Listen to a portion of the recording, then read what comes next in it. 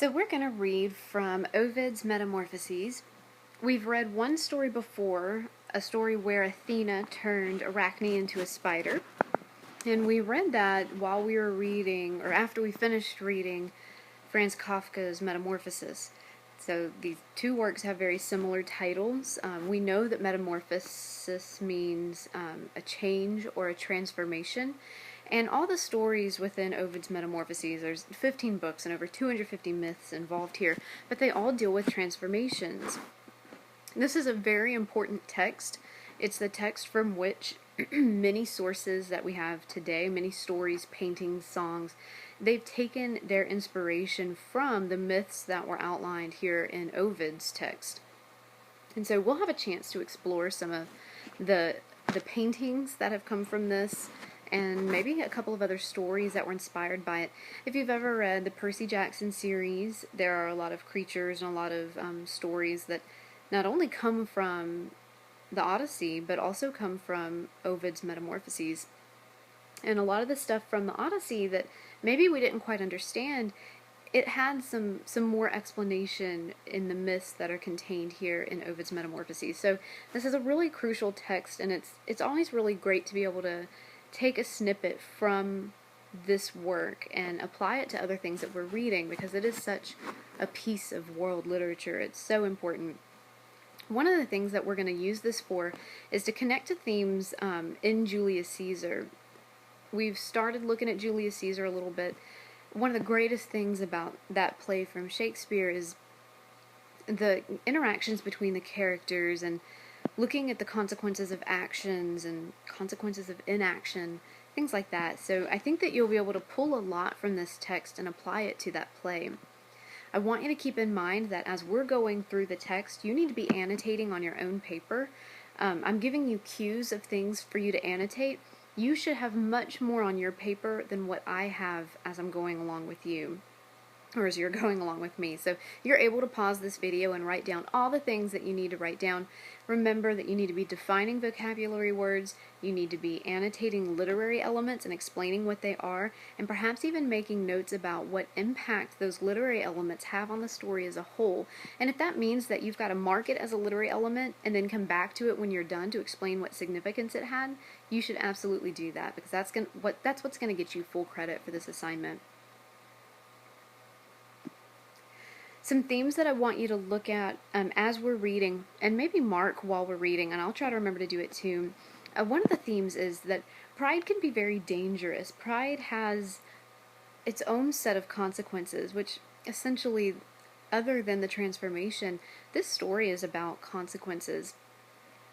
We see pride and its consequences in almost everything that we read, and you can kind of, maybe in your annotations, if you think of another story that we've read or another novel that we've read, and maybe how pride connects between those two works, that would be a really wonderful annotation that could get you a lot of points. So keep that in mind. As far as consequences of our actions go, some specific ones that you can keep an eye out for are the consequences of creating and using technology. Technology brings us amazing things. It makes our lives easier. That's the point of technology. But with it also comes the responsibility of considering how it's used and what its impact can be. We saw that most recently with reading Hiroshima by John Hersey.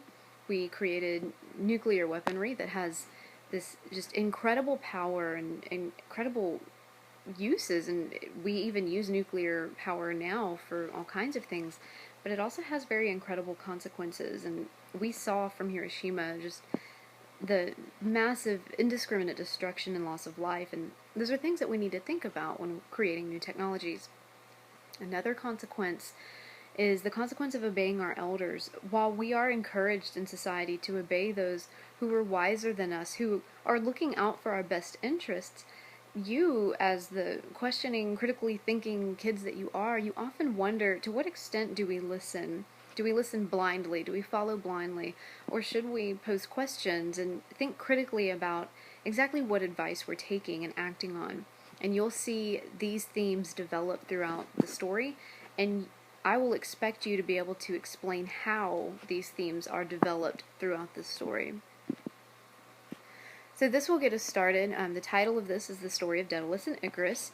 You should immediately recognize the name Icarus. It's a very famous story. We know him as the boy who flew too close to the sun.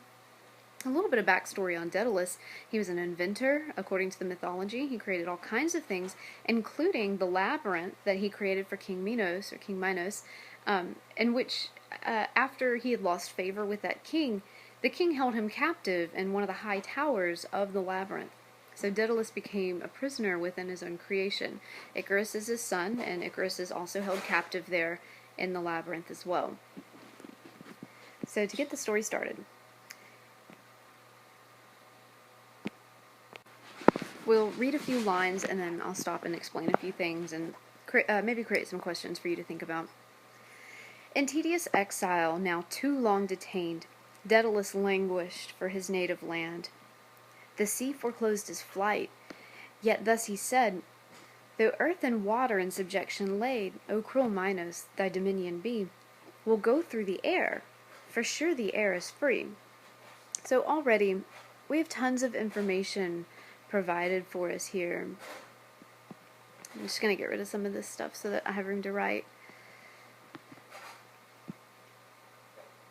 We have the information that he is in exile, he's being imprisoned within his tower, and he feels like he's been there too long. He's ready to get out of there. To languish over something is, it means that you are experiencing intense sorrow. So he is extremely homesick for his native land. And he recognizes that King Minos controls the land and the water. And according to the mythology, the king was extremely attentive to who was sailing in those seas. He paid attention to if anyone got too close to that tower, in case that Daedalus found a way to escape. So Daedalus says, fine, the sea's taken up, the land's taken up, all that's under control, surely the air is free. I'm going to escape by air. Then to new arts his cunning thought applies, and to improve the work of nature tries. So he's going to use his cunning to come up with new arts, new inventions that will defy nature. And clearly, a human flying with wings, free from any barrier to the sky, that is defying nature. It's improving nature, manipulating nature, I think is a better way to put that. A row of quills in gradual order placed rise by degrees in length from first to last, as on a cliff the ascending thicket grows, or different reeds the rural pipe compose. So he has feathers, he has these quills, and he's laid them up in order so that they create that kind of shape. Think about like a xylophone, a rural pipe, or as he gives the example, you can think about a cliff and you have the trees that seem to get taller and taller and taller. So this here is a nice little simile, and it's great visual imagery. Ovid is really good about telling us something and then describing it so that we can really get a good picture of it. Along the middle runs a twine of flax. The bottom stems are joined by pliant, flexible wax. Thus well compact, a hollow bending brings the fine composure into real wings. So he has created wings. His boy, young Icarus, that near him stood, unthinking of his fate, with smiles pursued the floating feathers which the moving air bore loosely from the ground and wasted here and there. We have some really interesting words and phrases describing the character of Icarus. We can tell he's a boy, he's young, he is unthinking of his fate. He has no concerns for his own future. He's smiling at the feathers that are separating from the wings and floating. And then it continues to say, or with the wax impertinently played, and with his childish tricks the great design delayed. So think about this phrase in particular. What effect did his curiosity and his childish ways have on the creation of these wings? The final master stroke at last imposed, and now the neat machine completely closed. Fitting his pinions on, of flight he tries, and hung self-balanced in the beaten skies. This is a really amazing part of the story.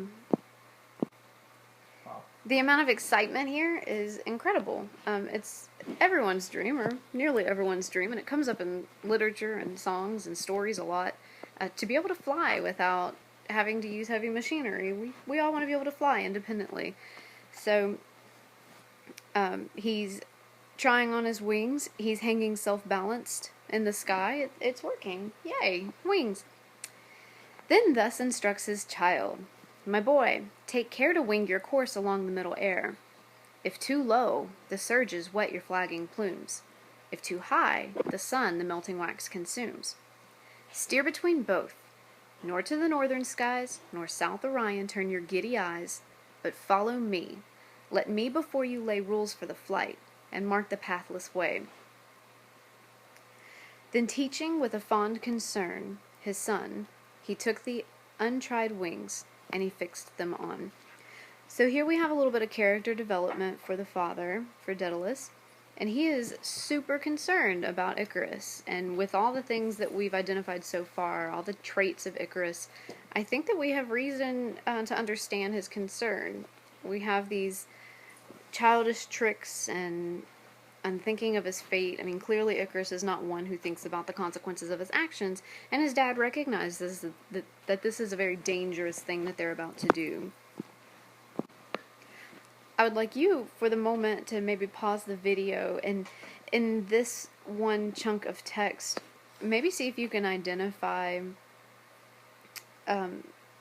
some more words or phrases that characterize both Daedalus and Icarus, because their character development, even though this is such a short story, is very important. But fixed with trembling hands, and as he speaks, the tears roll gently down his aged cheeks. He kissed, and in his arms embraced him fast, but knew not this embrace must be the last. And mounting upward, as he wings his flight, back on his charge, he turns his aching sight.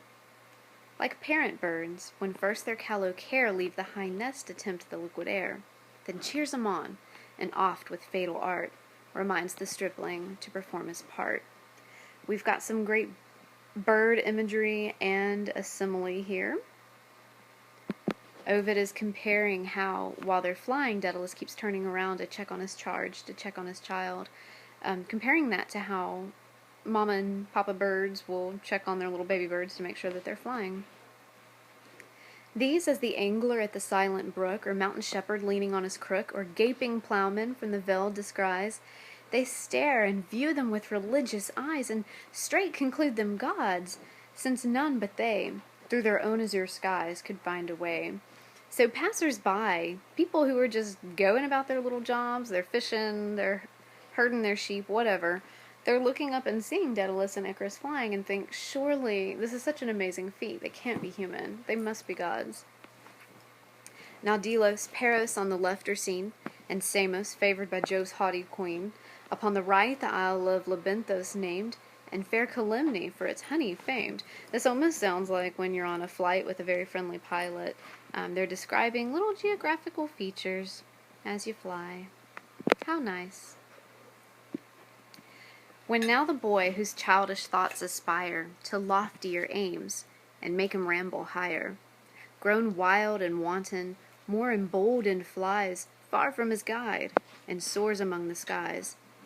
The softening wax that felt a nearer sun dissolved apace and soon began to run. The youth in vain his melting pinion shakes, his feathers gone, no longer air he takes. "Oh, father, father!" as he tried to cry, down to the sea he tumbled from on high, and he found his fate, yet still subsists by fame among those waters that retain his name. So, boo. This is where he flies too close to the sun, and he died.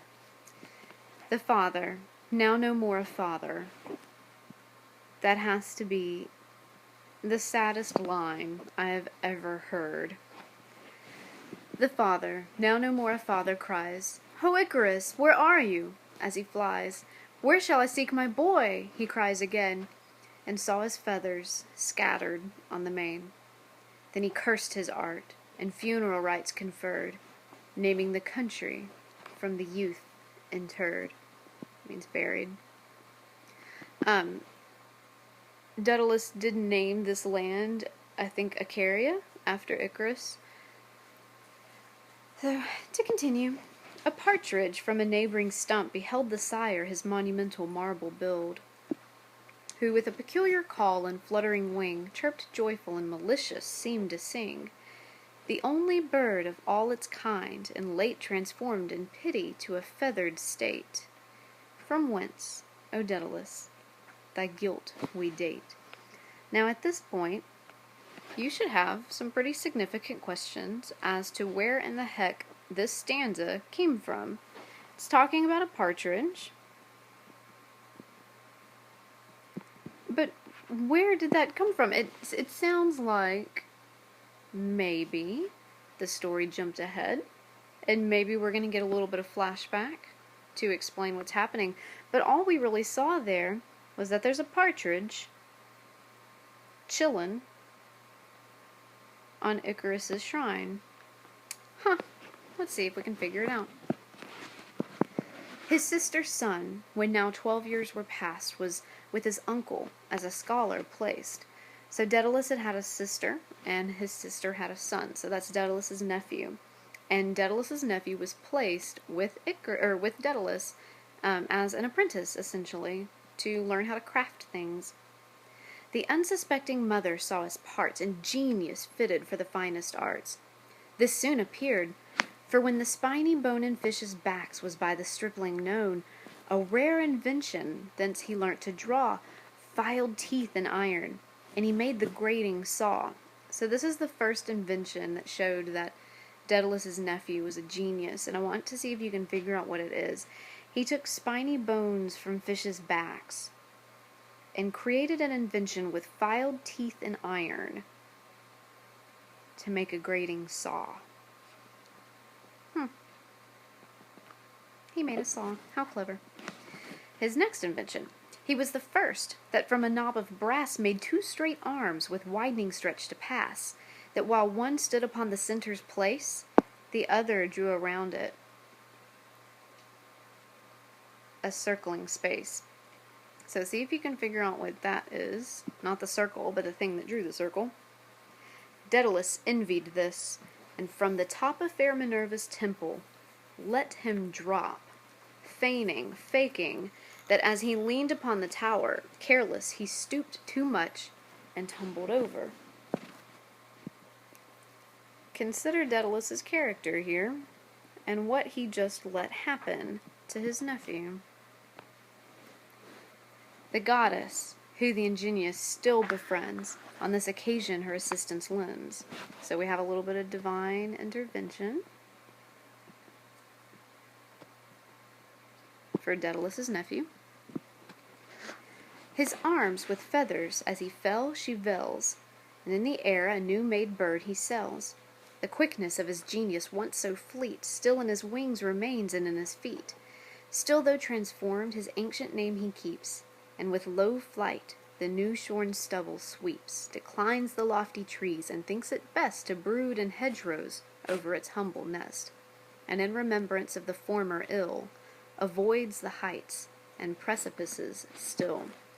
So this is explaining that Daedalus's nephew, instead of falling to his death, was transformed into a partridge.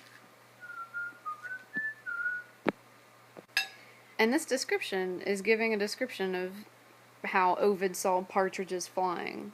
Not flying too high, sticking low, because the partridge, or Daedalus's nephew, remembers that scary moment when he almost fell to his death.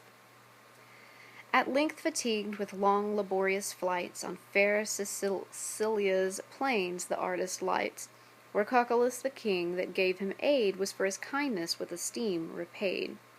Athens no more her doleful tribute sent, that hardship gallant Theseus did prevent. Their temples hung with garlands, they adore each friendly god, but most Minerva's power. To her, to Jove, to all, their altars smoke, they each with victims and perfumes invoke. Now talking fame through every Grecian town had spread immortal Theseus thy renown. From him the neighboring nations in distress, in suppliant terms, implore a kind redress. So we've got a little bit of interesting stuff happening here at the end of this story. We have the Grecians, the people that are being discussed here, feeling very indebted to Minerva. And so you might need to look up what these allusions, like why they're important. We have Theseus being discussed, and he's come up in other things that we've read. And then we have Minerva, who was discussed a little bit earlier in this story too. Oh, so before we move on, I want to make sure that you have put together the whole partridge and this weird little stanza that was in between the death of Icarus and that backstory, the little flashback that we got. So take a moment, take some notes. And then a couple of questions that I want you to think about, and I want you to write these answers on your own page. You can include these in your annotations, but I want you to think about the type of parent that Daedalus was. Did he have an appropriate reaction to Icarus's death?